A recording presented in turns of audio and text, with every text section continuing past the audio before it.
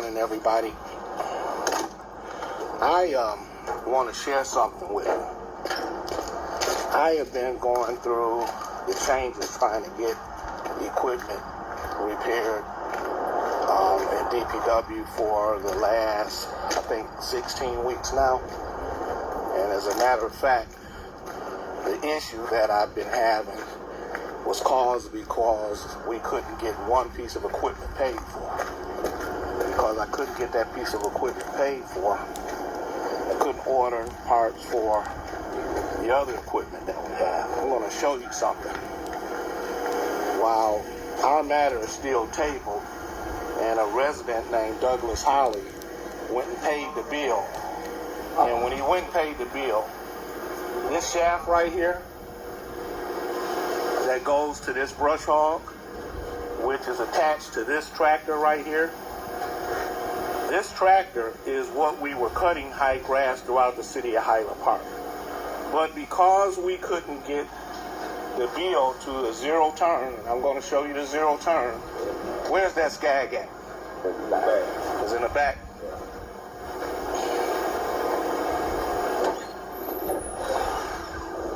Here's tractor number 2 or 3, or whatever you want to call it, that I've got this chemical sprayer on, and that's tractor number 2. So all 3 of the tractors that we have are in excellent shape, so I've maintained them well, and now all of them will have those brush cutters reinstalled on them, and they'll be out in the city next week. While our matter is tabled, and I need 2 more lawnmowers, so I just put a resolution in to get 2 lawnmowers because the 3 that I tried to get, they're not available anymore. This lawnmower right here cost $6,300 to repair. And the reason why is because it was running erratically. There was problems with the hydraulics. They got it running. That was a bill. To fix the hydraulics, that was a bill. Once it was all repaired, the repair of this piece of equipment cost $6,300. So they did give me their piece of equipment back, and I was able to use it. But I wasn't able to buy parts to fix these larger, the attachments to these larger pieces of equipment because we owed them money. So I went to Council, and I requested that that bill get paid so I can buy these shafts. And you can clearly see that clutch is burned out. You can't tell it. It'll spin, but it burned out and blew this box off of it. So here's cutter number 2 that goes on one of the machines that's either got the rake or that chemical spreader. This cutter is still functioning, but I can't drive this machine just any and everywhere. But that cutter's functioning. This machine has 2 cutters.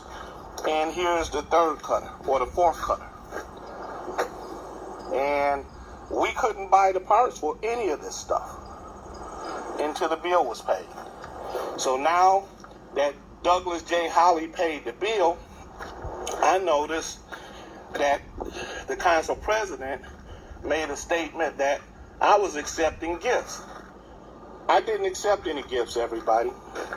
What happened with that is during that second council meeting, where I was getting emails with photos of me and Councilman Kendrick Bates with boxing gloves on and stupid shit like that.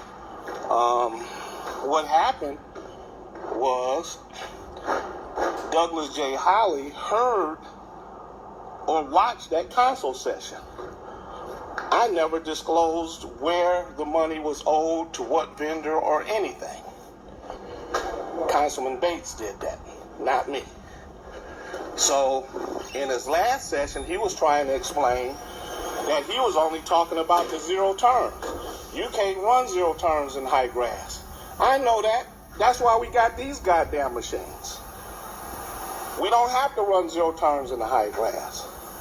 And now we're all talking about contracting a workout. Okay, that's fine. Let's contract the workout. Now, here's where I got these parts from. You can pause and look at it. Now, I bet you he won't drive out there and ask if I actually bought the parts from him. But that's what it took to repair these pieces of equipment here. It took this part right here. I could have got this part. They're $897 a piece at Sales Equipment. I found this part for $250 per part out in Georgia at a farm equipment place. So yeah, I saved some money. But had I needed to pay $4,000 plus for these parts, I would have had to go to city council to ask for permission to buy them. So you wonder why the city's grass is high and it looks like hay all over the place. It's because I didn't have these pieces of equipment here to run up into those lots to cut them. Now, all of the data that's necessary to take care of all of the grass cutting in the city, that has to be augmented, manipulated, and designed as to what a contractor can actually come in here and do. That's our job. That's the job between me and the purchases department. We will handle that. Watch. Could you replace that bulb right there on the right side, please? On what? Right here. See right here, this emergency flasher, this one right here. This one's not working on the right side. We're trying to get it working now. Huh? The one up front ain't working either. Oh, really? We're trying to get it working now. Oh, okay. The one up top is, though, but I don't think that... The one up top works. I'm standing there looking at it. That's what I'm standing there for. That one's out, too? That one's out and that one's out. Wow. He just put that oven on over there in the back. Okay. So I got one in the back house. You got one on each side, on the left side. You ain't got another on the right Okay, side. so safety is important. You know, you're driving these things out there on the street. You know, people, the first thing they say is, you didn't have no turn signal on. But we're trying to make sure that they work. So, everybody, what I'm trying to say is, this whole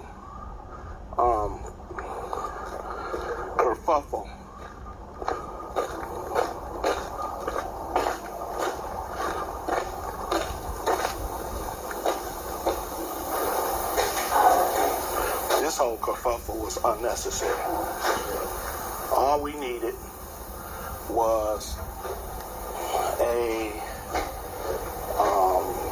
approval to pay the $6,300 bill that Douglas J. Hollie, a resident of Highland Park, wouldn't pay. It wasn't a gift, so technically, if it's still on the table, I'm thinking that what we should do is give Mr. Hollie his money back. I think that it's not right for a citizen to have to step up and do what our legislative body is supposed to do. That's their job.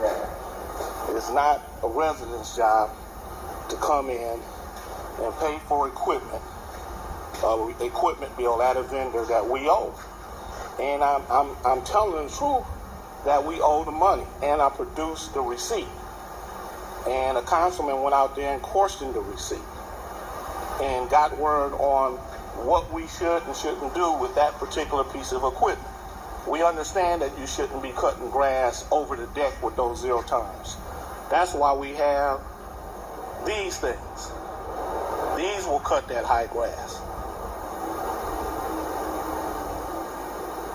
So now to try to tag me into accepting a gift, which is highly unethical and illegal, without reporting to city council that I accepted a gift, I had absolutely no control over what that man decided to do with his money. I did not ask him to go out there and pay for the equipment. I haven't even had a chance to thank him yet. But what should happen is the city should return that man his money, because it's not right to pull residents who's hired all of us to come in here and handle this business, and residents have to come in and do what the fuck we're hired to do. It just doesn't make any sense. You can't make this shit up. I'm just sharing with you because I just personally have a real problem with that. And then to say that I accepted a gift, no, I didn't. And because it wasn't a gift, I think Mr. Hollie's money should be returned to him. Thank you very much.